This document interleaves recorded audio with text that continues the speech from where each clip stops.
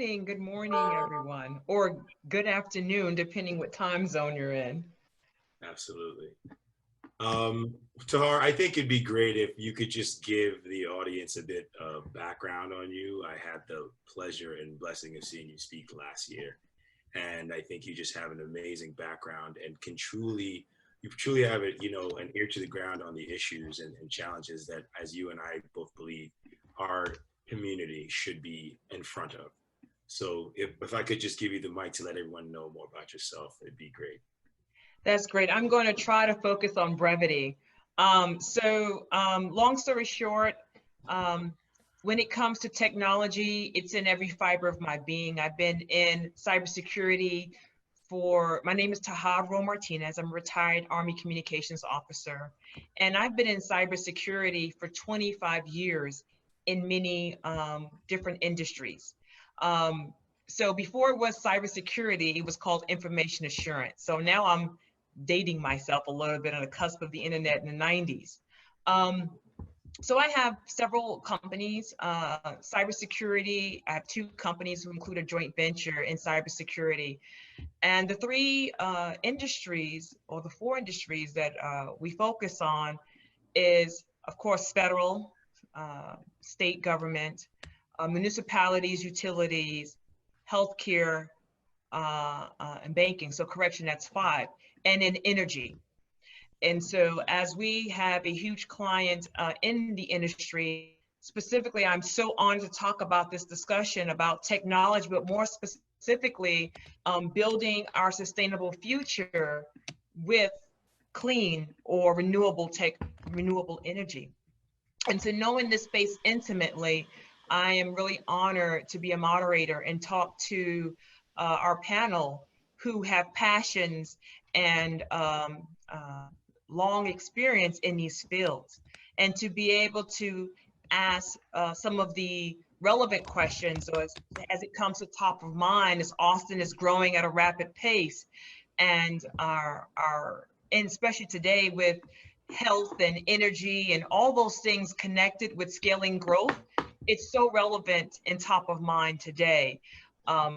Being able to have the resources for businesses to be sustained, health directly impacts that. And when you speak of health and you think of renewable energy, it's all tied, it's all connected and so relevant.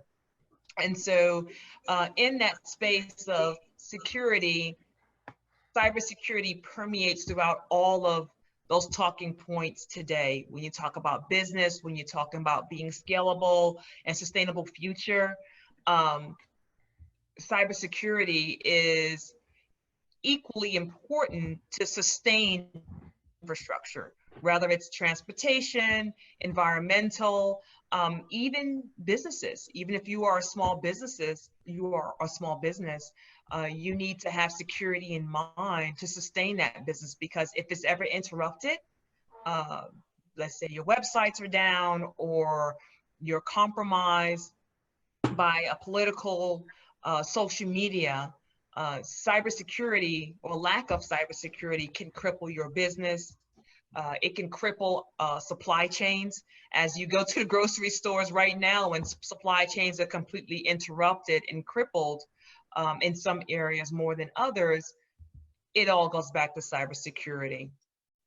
And I'm gonna also interject. We have Chris Shorter that just joined us, so thank you very much. I'm gonna pass it back to our amazing moderator. So there you go. Yep, absolutely happy to be here. So awesomeness. We're gonna be very organic and we're gonna flow. So Wazari, do you want me to take it from here? Yep, it's all yours. I'm gonna step So Christopher, do you prefer Chris? Chris is good. My grandmother used to call me Christopher when I was in trouble, so Chris is good. Awesome. So super excited and honored to take time and share with you and moderate this program. I'm just going to kick it in, and then as others join in, we're just going to be organic with it, if that's okay with you. So if you could please introduce yourself to everyone joining in. Absolutely. Happy to. So Again, the name is Chris Shorter. I'm the Assistant City Manager in Austin, Texas, and I cover areas or the city's outcome areas associated with health, environment, culture, and lifelong learning. So very interested in this conversation and certainly interested in learning more from the other panelists about what they're doing and how they are sort of helping to move us forward around sustainable goals. In that role as Assistant City Manager, I'm overseeing very specific agencies. And one of those is our Office of Sustainability. And that office really works across the city around sustainability goals, climate goals, resiliency issues. So again, very excited to have a conversation. So on a lighter note, how has the cancellation of South by Southwest, how has it disappointed you? Well, I think I'm probably not alone. I think the entire city is still reeling from the cancellation. We depend greatly as a city on South by, and not just businesses, but local artists and performers and creatives, even folks who work in hotels, in restaurants. There are a lot of folks who are hurting and who are really wondering right now how they're going to make it, if you will, to next year. So it's a tough moment. We are also dealing with sort of figuring out how we plan around the coronavirus and make sure that our city, our community is safe. So a lot of work is being done now to make the necessary changes in terms of our emergency management apparatus to make sure that our residents are safe. So in that vein, equally important, so everyone knows, not only on technology and building our sustainable future, but I want to really home in on renewable energy. So could you tell us a little about what Austin's approach to renewable energy is from a strategic perspective? Yeah, so like I mentioned in the introduction, so the city council voted on, I guess about 2 years ago now, a strategic direction for our city. That strategic direction included included six outcomes. So, and those priority outcomes were essentially what we use to restructure our government. And so in the city of Austin, you have a assistant city manager for mobility, and that is one of the strategic priorities, an assistant city manager for public safety, that's a strategic priority, and an assistant city manager for economic opportunity and affordability, which is also a strategic priority. I'm covering health, environment, culture, and lifelong learning. In that, what we refer to as Austin Energy, and in some cities, for those who are listening in and may not be from Austin or may not be living in Austin, for some cities, the energy utility does not report to the city. The airport does not report to the city. The water authority or utility does not report in to the city. They're separate authorities. Here in Austin, Austin Energy, Austin Water, and the airport all report into the city organization. So it's a very, I think, a very unique and also helpful structure when it comes to making things like sustainability and renewable energy a priority. And so in terms of renewables, it really does center on Austin Energy and the great work that they're doing in terms of making sure that we are as sustainable as possible. I will say that Austin, Texas, even before I got to Austin, is known as the tip of the spear in terms of sustainability and meeting climate goals, and not just in terms of renewables, but even how we manage our waste. which is one of the agencies that I support directly in Austin. We call it Austin Resource Recovery, and and it is one of the best agencies that manages what we think of as waste in a sustainable way. Austin Energy has done quite a bit. I would say the biggest work that's been done around making sure that we're sustainable in renewable energies is just the work to develop an infrastructure for electric vehicles and the purchase, if you will, the real leaning in, not just at Austin Energy, but for the entire city of electric vehicles and the amount of electric vehicles that we are now, we're now purchasing. With that comes the need for infrastructure, and for us to be able to say, we, not just for our own government vehicles and sedans, but if you are on your own deciding to purchase an electric vehicle or hybrid vehicle, that there's an infrastructure for you to plug in and not get stuck somewhere. So it's a big deal. And Austin Energy is doing quite a bit around climate change and meeting climate goals. And I'm happy to sort of go into it as we go forward. As Austin, like many other cities that are homing in, who may be working for the city, can take us back to those who were not able to chime in. More significantly, as we're growing and scaling, to ensure that certain communities, underutilized communities, are not left behind in the strategy moving forward. High level, what, from a technology perspective, can we share that's going to be done or that's being done to ensure, for example, East Austin and other areas that are not downtown are included in the strategic plan moving ahead with technology? That is such an important question. This is one of the reasons I came into this work. I grew up in Detroit, Michigan, went to undergrad at FAMU, then Pittsburgh, then New York, then DC, and now Austin. But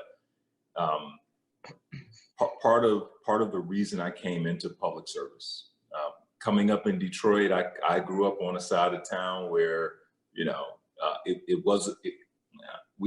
I hate to use the term underserved, because there was so much about my community that made me the man I am today and the leader sort of I am today.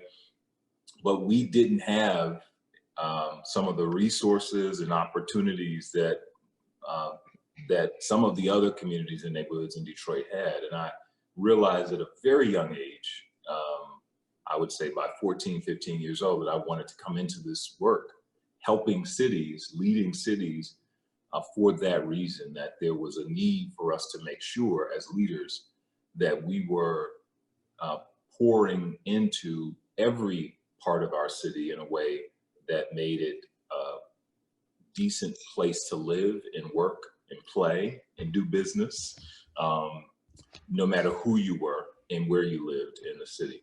So Austin, oh, go ahead. No, I was going to say, we just had our other panelists join us, Nagesh, that's the Director of Business Technology Solution at USSBA. So I will hand it back to you, just letting you know that that you have a fuller panel. So yeah, there you go. Thank you. Well, hello, and Chris, please finish your point that you were making. Yeah, well, no problem at all, and I'll make it short just so we could sort of welcome the new panelist that's joined us. But that it is critically important as we begin to talk about transportation and the future of transportation in Austin, as we talk about sort of how workforce development and how we make sure that even our workforce, the city of Austin's workforce, has the ability to live in our city and can afford to, sort of come in and do the work of making sure our city is able to function.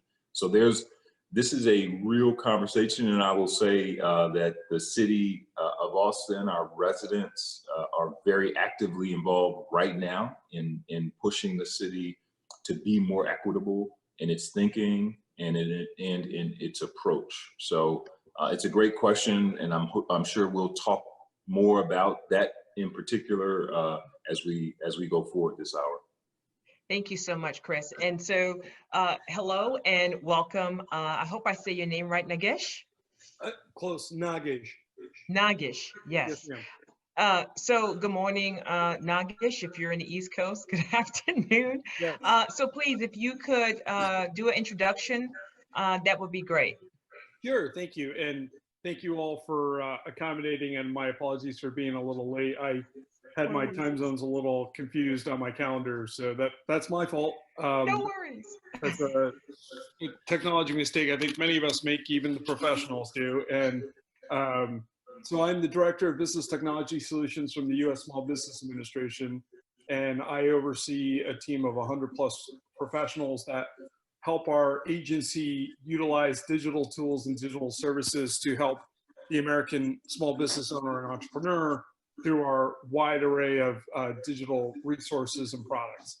Our flagship product is SBA.gov, which, you know, among many other tools like SBIR.gov, Lender Match, and the Disaster Loan Improvement Portal and stuff of that nature. The whole idea that spawned our interest in the better use of IT for our agency, and I apologize, I'm trying to make sure I have good lighting, was, you know, the U.S. Small Business Administration, founded in 1953 as a result of being signed into law by President Eisenhower, was empowered to be the premier federal agency and resource provider to help small businesses and entrepreneurs in the U.S., you know, cultivate, scale, and grow their small business and startup.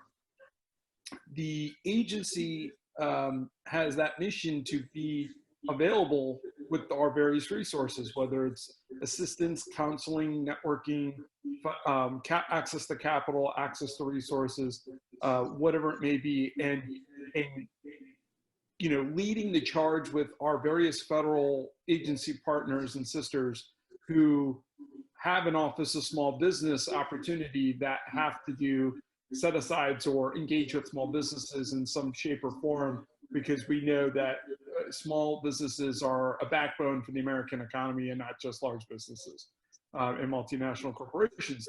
There is a synergistic play to be had from that public-private partnership. And part of the reason why I'm a little kind of like spacey for a moment is because, as you probably heard over the last couple of days from the presidential address and even yesterday's announcement from the White House, the U.S. Small Business Administration has been put at the forefront to help in partnership with our sister agency, the Health and Human Services, to make sure our economic capacity is strong and fortified. And you probably heard at the address that $50 billion was authorized for the SBA to make available for small business owners and entrepreneurs from a disaster loan perspective. Therefore, that's put my team into overdrive, because we oversee the IT products that make sure that delivery of the $50 billion is accessible, that digital transaction. So we've seen over the last couple of days a massive uptick in people trying to understand and know what the SBA is, what we do, and what services we have. And because our digital products are a gateway for America's entrepreneurs, we've seen a massive uptick in people just going to our site. So the war room is on right now with our team to make sure we have enough servers on hand to, and we have our stuff in the cloud, but just make sure they're turned on, because we were seeing spikes of almost 6,000 users per second coming to the site after the announcement, which is an awful lot when you think about that kind of traffic. And as such, so at SBA, I do all things digital and IT, but I also have experience working with in my prior life with venture capital and next gen emerging technologies. I've worked my background's in materials engineering, so I've worked on cutting edge material science products in the past. and actually worked on a program called SBIR for a while, where that is, you know, non-dilutive capital for emerging high-tech startups and small businesses to utilize and scale up and grow their, you know, cutting-edge research products. And companies that have emerged from that program have included historically Qualcomm, Biogen, IDEC, iRobot, 23andMe, and et cetera. So, like, you know, the government's in that business of helping de-risk technology and making sure it's a bit more accessible, you know, for the benefit of the public good. Awesome, awesome. And so in that same vein of small business, please feel free to put some of those resources in the chat so that folks can know where to get the latest information and some of the things you're doing and what the SBR are doing. And as things are so dynamically changing, resources that are coming available near real time. And so if you could leave that in the chat, that would be great. Yep. So there's so many places, to your point, you've done so many things over your career, and being known as a problem solver. What is the biggest renewable energy problem that needs to be solved? And so when we say that small businesses or folks who are trying to, as a small business, solve energy problems, so on and so forth, just on what you've learned in your travels, what are some of the biggest renewable energy problems that needs to be solved? Leveraging IT to get there. Well, I don't know about leveraging IT per se, but so I did work in the clean energy space for a while. You know, so we have to keep in mind that we're on a planet with finite resources. And because we're on a planet with finite resources, we have to really think about how we use these finite resources to enable an abundance from an infinite perspective. And that's pretty tough.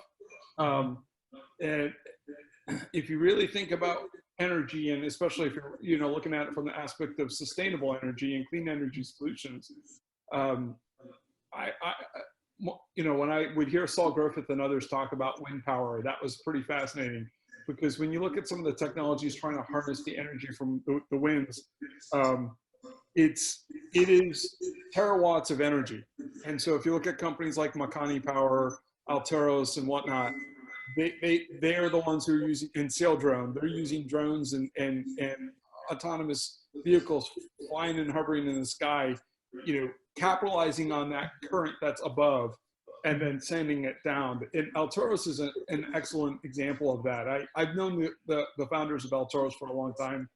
They are good friends of mine, and they actually got their funding from the SBIR program. But what's fascinating about that one is they took pre-existing defense technology, which was helostats, blimps that were used in the war theater to take product out to the military and warfighter in a covert manner. And these helostats can float up in the sky like blimps and just basically work off the terawatts of energy, the wind currents, because that's just constant wind stream going through back and forth in that circulation as the Earth, you know, orbits. And so what was fascinating is that they got their funding, initial funding, for the development of taking, you know, prior used DoD defense technology and turning it into a commercial civilian use from not Department of Energy, but from the U.S. Department of Agriculture.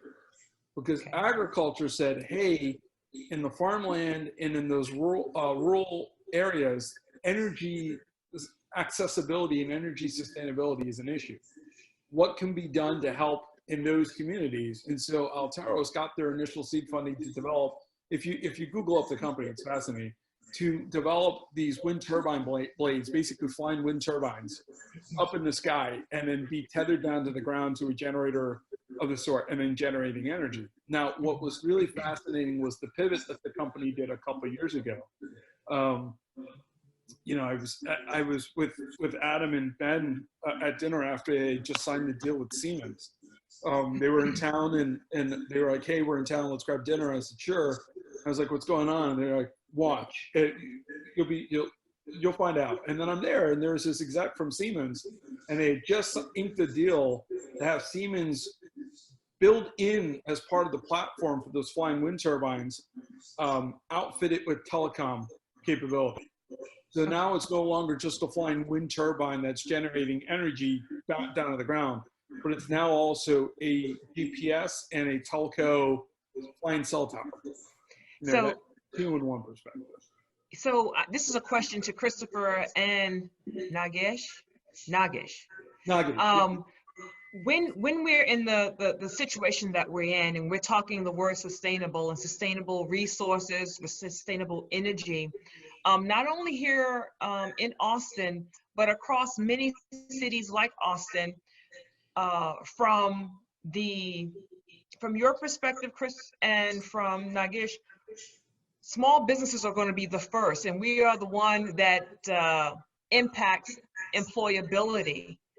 What are some of the resources to get us through the time? So for example, when we talk about sustainable energy, it's more economical as far as utilities, impacts or economic impacts on businesses. And when folks are trying to get loans from small business SBA to get through the hard times, to keep lights on, if you will, talk to some of these programs that are being designed on the fly right now so folks know where to go to leverage some of these sustainable systems or programs that are coming and are here to get through the hard times right now.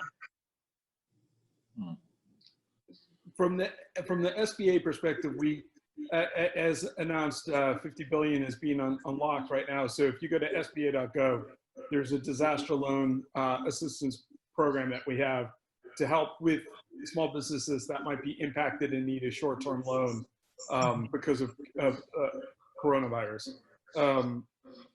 There are other agencies doing stuff of this nature. So I saw recently solicitation for requests for proposals come out from National Science Foundation and Health and Human Services around fast-tracking funding for startups and small businesses that could address issues around COVID-19. From a energy sustainability and resource perspective, there's already a lot of funding opportunities currently live and active, and they're on an ongoing basis. I actually, if this weekend, it looks like Air Force's AFWERX program is doing an awful lot of that through their pitch program. So what's also interesting about that is if you're a small business owner or an entrepreneur, do you not look at yourself and siloing yourself from government or not government or private or public or non-public. You know, the SBIR program is designed for-profit entities to chase, but it doesn't have to be military only. It can be military or civilian. Those pivots can happen. So, you know, the military is looking for civilian solutions that might be there and available to help develop it. And the civilian, you know, agencies are looking for military solutions that could be retrofitted to work for the civilian application. Thank you so much. Chris, if you could answer that. We do have a quick question from the audience. I'll let Chris respond to it, and then I'll ask the questions from Sai. I hope I'm saying the name right. Sai Prasad. Go ahead. Yep. Well, what I'll say, I think I appreciate that you mentioned sort of really cities across the country, and Austin is certainly not alone.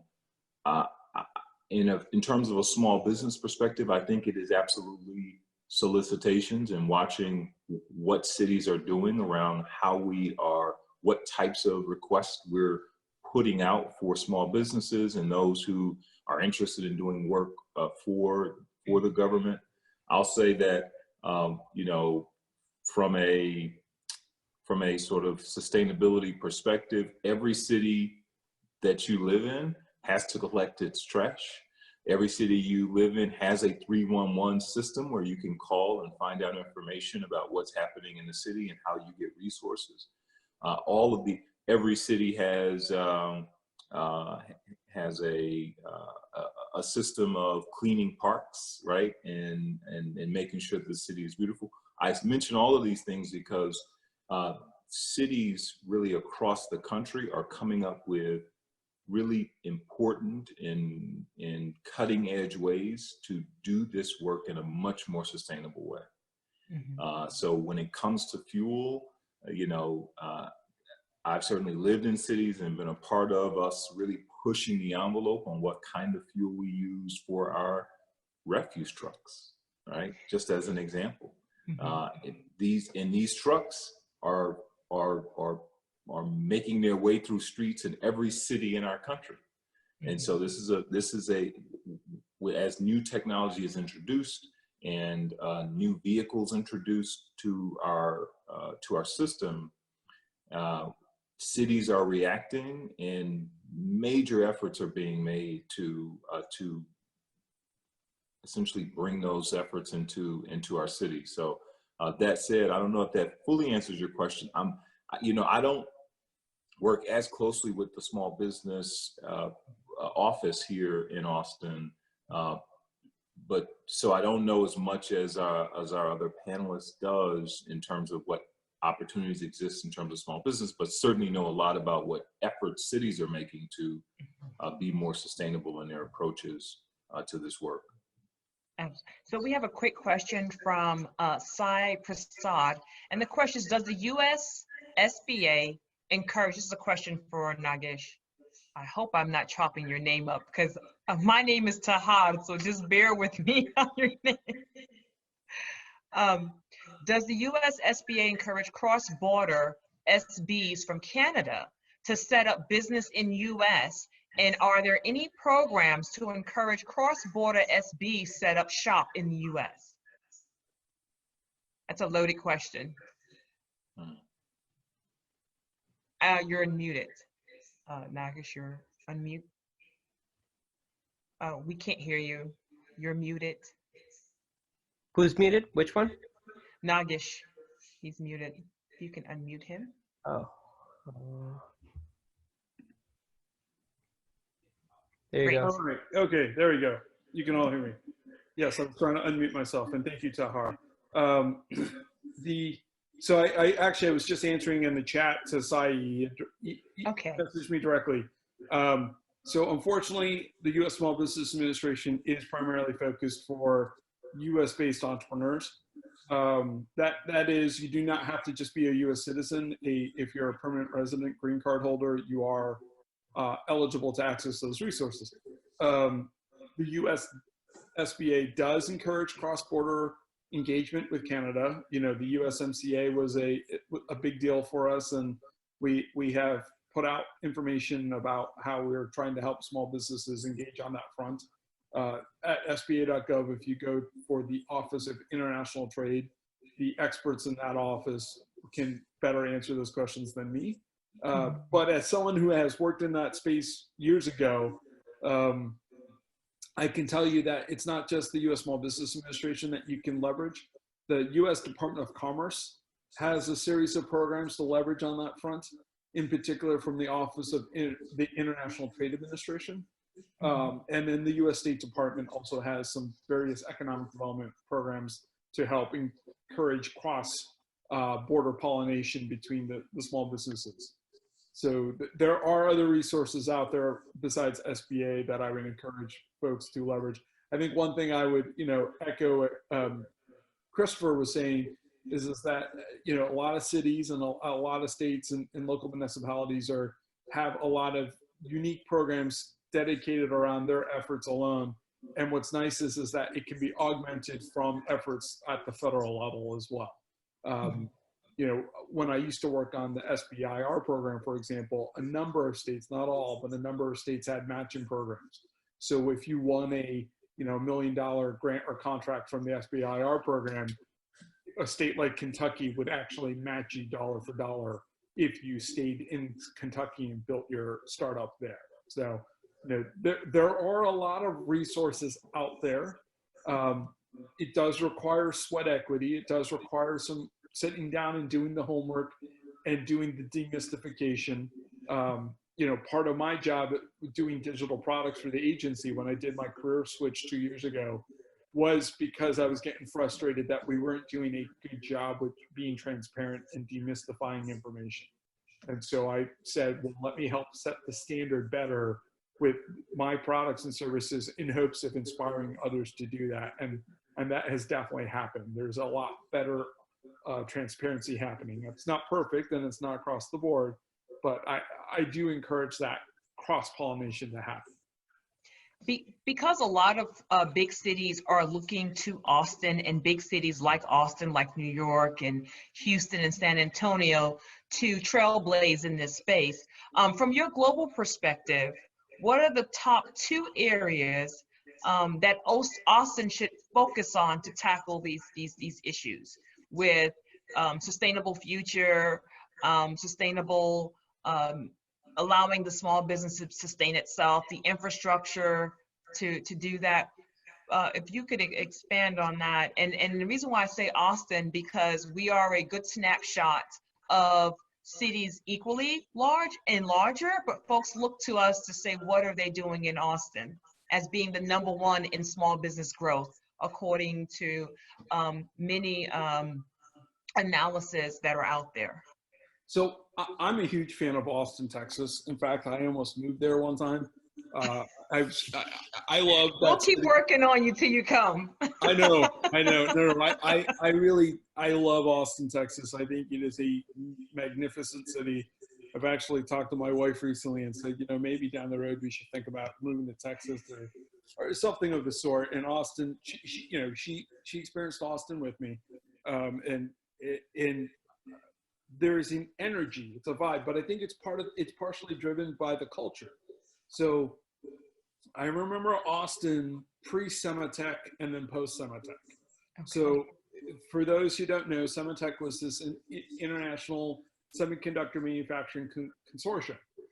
And if I recall, it came out of Arizona, but at one time, or not, I'm pretty sure it was Arizona.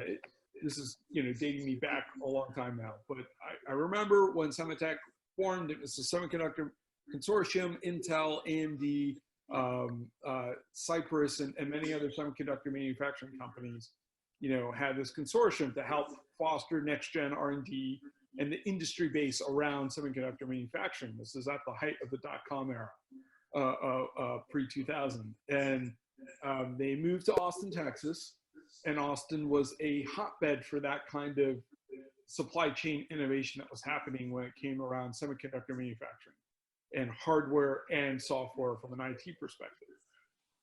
Then Sematech made the decision to move. And I remember this because they moved to my hometown of Albany, New York. And that was that consortium that moved up there to unleash a nanotech initiative that was growing at my alma mater of RPI, and then at my sister's alma mater of SUNY Albany, and global foundries and stuff of that nature. And that pushed forth on the next generation of semiconductor manufacturing from a nanotech perspective. But what Austin did was it reinvented itself. It did the same thing that Silicon Valley kind of did. Austin said, okay, this consortium moved on, but we're still here. So how do we leverage and build out and foster our own talent pipeline? And I think that was, what was magnificent about what Austin did. And they have, you have a eclectic network of folks from both the science and technology and from the entertainment and arts perspective. And that, I think those are some those are not secret, but those are essential ingredients to foster a community of cross collaboration and economic development. If you really think about it, you've got the Clean Energy Initiative that Austin put out. You've got the Dell Medical School. You've got a number of tech companies flowing through Austin because of the talent pipeline and talent pool that they can have access to. The schools and universities there are pretty impressive, from UT Austin and the surrounding universities around. If you look at Houston, Texas, Rice University is one of the premier universities for nanotech and nanoscience and material science. So I think it was leveraging that long-term play and taking the resources and cultivating that long-term growth that has allowed Austin to be resilient in nature. I think industries that are poised to really lead the charge from Austin's perch and Texas's perch overall is in the areas of material science. I think in life sciences, I honestly believe in aspects of clean energy, and also agriculture. If anyone's ever checked out Texas A&M, the ag school is a phenomenal program. Yes, that's my alumni. Yes. but it requires that. It requires that synergistic. I hate using this word, but it's true. The ecosystem play. And I think what's cool about Austin is that it has a quality of life perspective there that makes it a draw. So Chris, if you could expand on, so many, not only Austinites, but folks who are thinking, considering to come to Austin, about the climate protection plan roadmap, if you will, of 2030. Yeah, well, I talked about that, or I sort of put that in the chat, only to sort of, because of our prior conversation, I wanted to make sure that I followed up with what Austin Energy has actually put out in their working document. What I realized and if you're thinking about moving to Austin, Texas, and you participate in the government, meaning you're actively involved, this is the place for you, because we have a very active community here in Austin. It didn't take long for me to realize that our residents don't want to just be notified, they want to participate in the governing process, which I absolutely love. And this is, again, one of the reasons I came into this work. So if you follow the Google sort of the resource generation planning update from Austin Energy, it is a wealth of information about what's happening in Austin around climate change and sustainability, around rate changes. We haven't really talked about that, but utilities, energy utilities that are sort of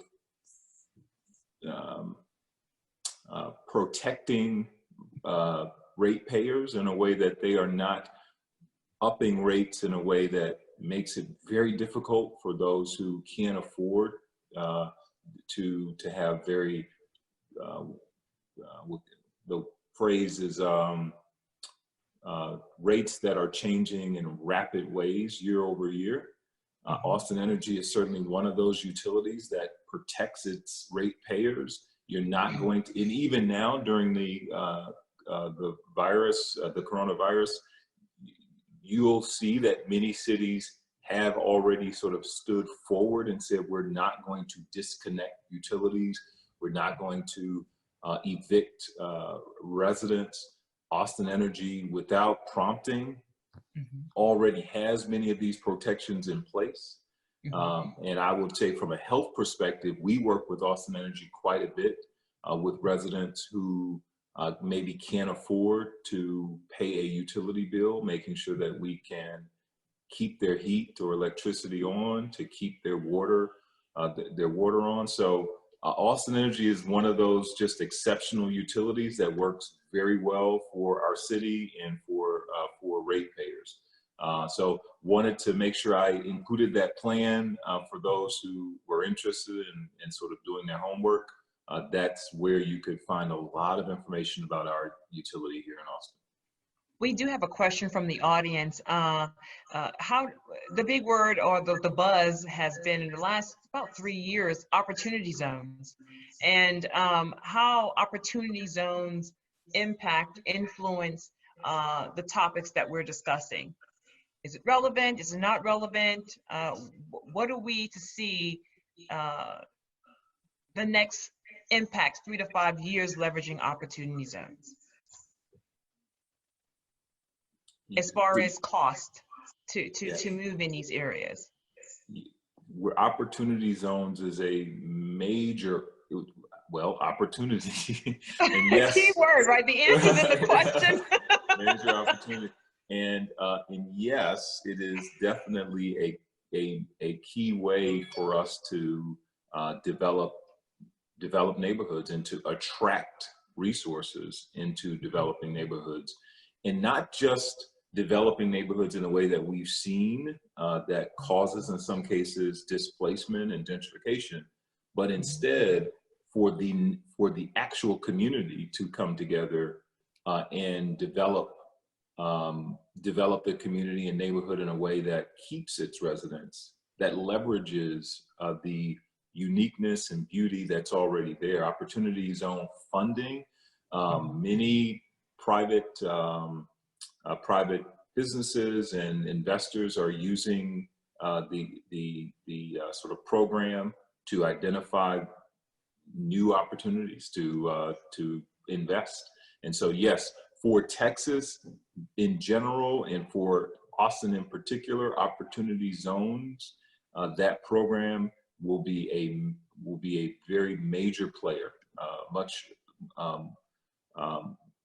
very much looked at right now by our government and by individuals outside of government as a way to invest and to pool resources in investing. So that's a good onset to what Nagesh was saying. As we're in these challenging times, maybe maximizing those opportunities, in lack of a better term, in opportunity zones while we're driving smaller businesses in the Austin area and cities that desire to mirror what Austin is doing well, and learning from each other what we could do better. So I am looking where there may be some more questions from the audience there. I know that we are virtual, but we still can stay connected in this vortex. Yeah, So, and, you know, can you hear me? Yeah, I will say while you're looking at questions from the audience, that I really appreciate that the ReThink team yes, was able to sort of change direction so quickly. I mean, I know that this was, and it still is, a very fast-paced, rapidly changing situation. You know, I know that ReThink was thinking about sort of moving the event to a smaller venue, but still trying to make it work once the news of South by's cancellation came out. And the fact that the team was able to move so quickly to the virtual space, well, it speaks to the topic that, you know, that we've been talking about really all morning. So just really wanted to give a big shout out to everyone involved and the team for being so flexible, so agile, and pulling this off this morning. I definitely echo that in the spirit of sustainability and future, and how we may have to do venues differently, events differently. Again, for Austin to spearhead, even when South by Southwest, life still has to be sustained. And so I also applaud and thank Autumn, Michael, and those teams there for leading by example. And it weaves right into the fabric of our topic right now, which is sustainability, that regardless of life, how do we sustain? And to have you and Nagesh speak to sustainability and what's going on, definitely hats off to you. But how do you feel about the social distancing that's going on that's affecting innovation, specifically the sustainable energy? Well, this is to this is to Christopher and Nagesh. Okay, you said social distancing, and how does that impact? Yes, so how do you feel about social distancing, how it's going on and how it's going to affect innovation, you know, with the virus going on and people have to stay distanced from each other and self-quarantine? How do we sustain, particularly in sustainable energy, how do we address that? When I say that, now that people are more remote and using not in-person meetings, but they're going to really put a big spike on our energy infrastructure.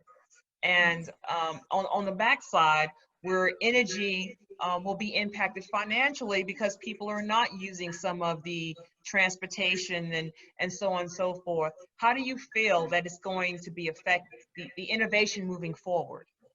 Yeah. Well, I think the jury's still out in terms of whether this virus will change the nature of our interactions. We see viruses every year. This one is one that has moved very rapidly across the planet in a way that isn't common, or in a way that we haven't seen in the previous kind of iterations of other viruses. But it's not a given yet, for me at least, that this is going to, let's say 6 months from now,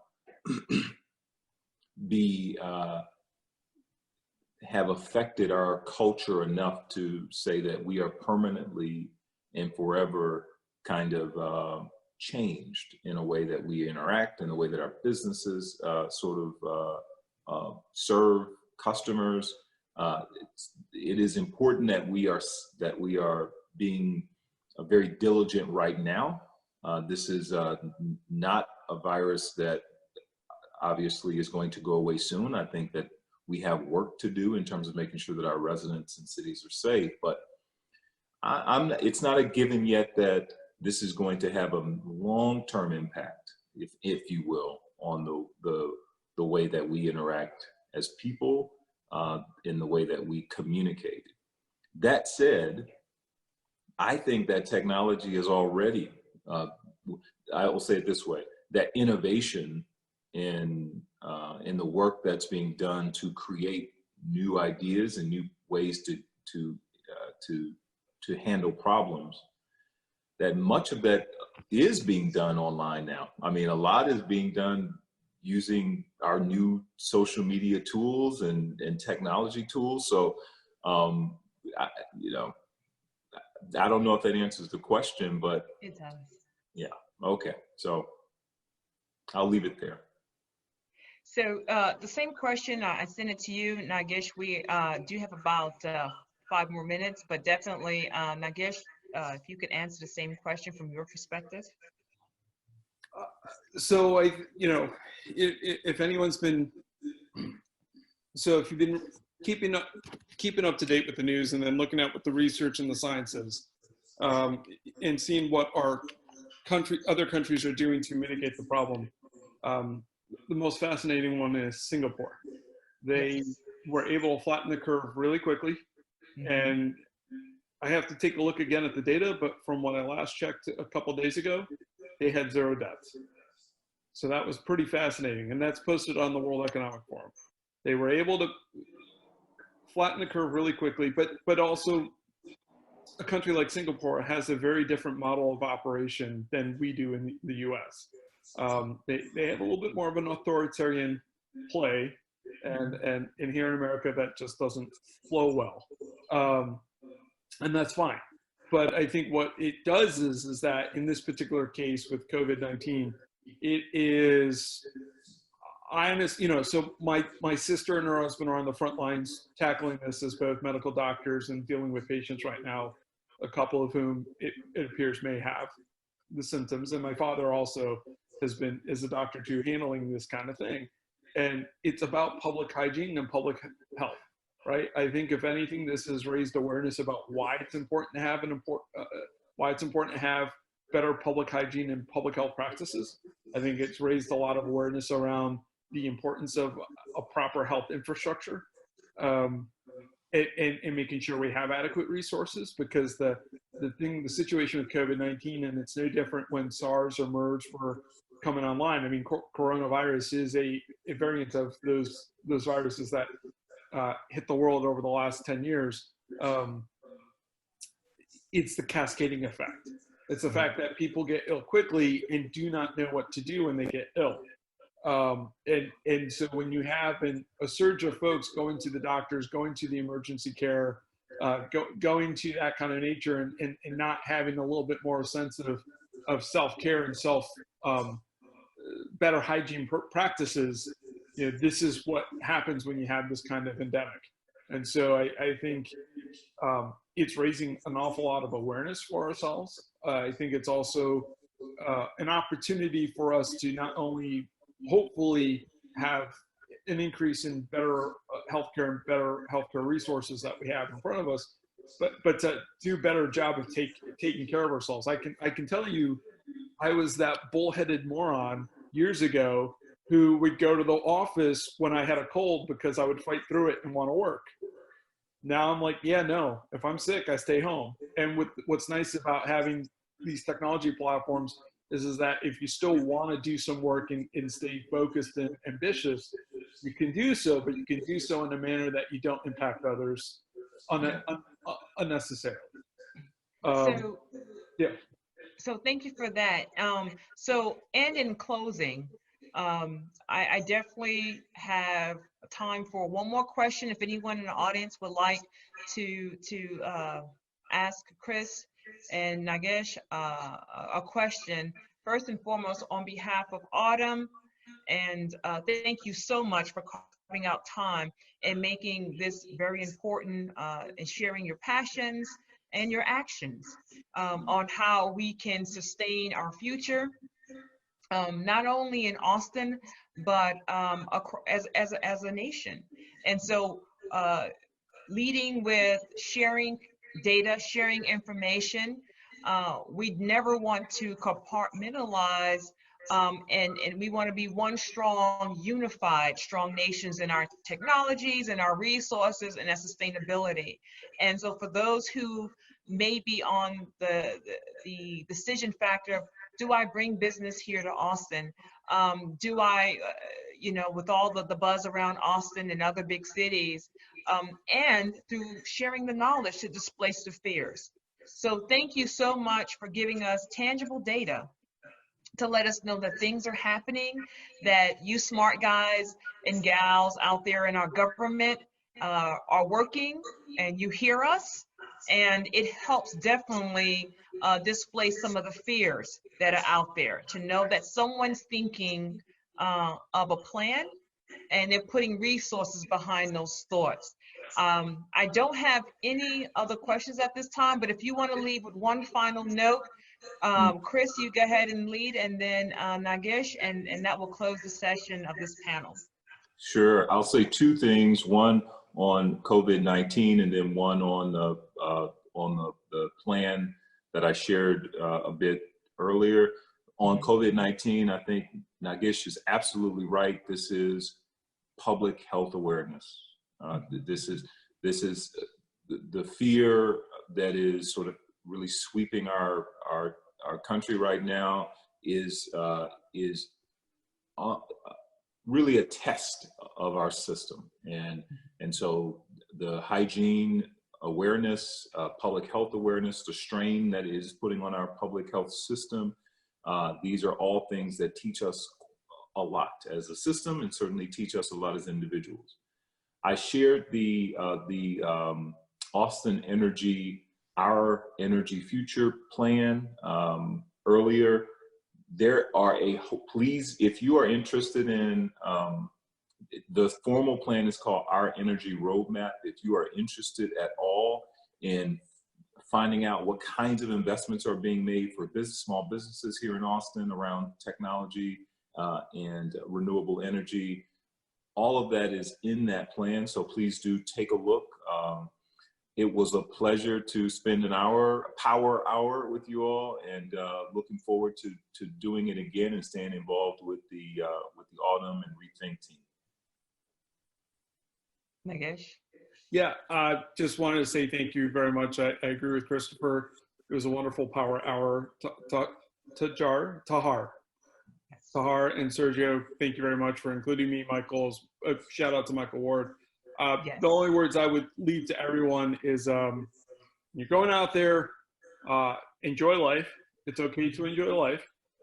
Just be mindful of others. And most importantly, because I've done the supermarket run early this morning and also a few days ago to grab just some basic essential items. The world is enough for everyone's need, not everyone's greed. Mahatma Gandhi said that. And so when people are going out and buying gobs and gobs and gobs of toilet paper, just sit down, step back, and ask yourself, is that really worth it? Is it really worth it? I mean, we will be fine. We will survive. Let's just be a little bit sane about it. Thank you so much. Those are great words to end on this.